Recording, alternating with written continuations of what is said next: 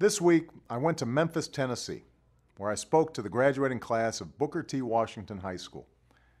Graduations are always happy occasions, but this commencement was especially hopeful because of just how much the kids at Booker T. Washington High School had overcome.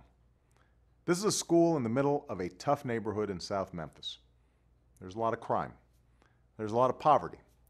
And just a few years ago, only about half of the students at the school graduated. Just a handful went off to college each year. But folks came together to change all that. Under the leadership of a dynamic principal and devoted teachers, they started special academies for ninth graders because they found that that's when a lot of kids were lost. They made it possible for students to take AP classes or vocational courses. Most importantly, they didn't just change the curriculum. They created a culture that prizes hard work and discipline, and that shows every student that they matter. Today, 4 out of 5 students at the school earn a diploma. 70% continue their education, many the first in their families to go to college. So Booker T. Washington High School is no longer a story about what's gone wrong in education. It's a story about how we can set it right. We need to encourage this kind of change all across America. We need to reward the reforms that are driven not by Washington, but by principals and teachers and parents. That's how we'll make progress in education, not from the top down, but from the bottom up.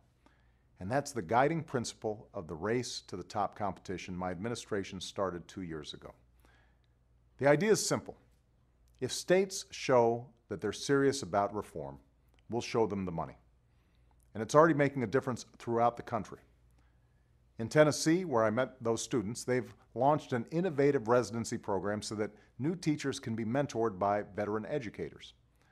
In Oregon, Michigan, and elsewhere, grants are supporting the work of teachers who are lengthening the school day, offering more specialized classes, and making the changes necessary to improve struggling schools.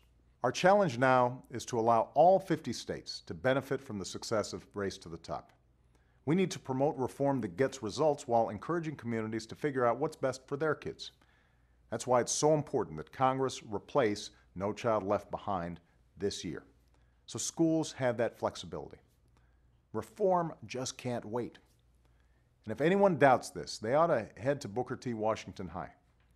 They ought to meet the inspiring young people who overcame so much and worked so hard to earn their diplomas in a school that believed in their promise and gave them the opportunity to succeed. We need to give every child in America that chance. That's why education reform matters. Thanks for listening, and have a great weekend.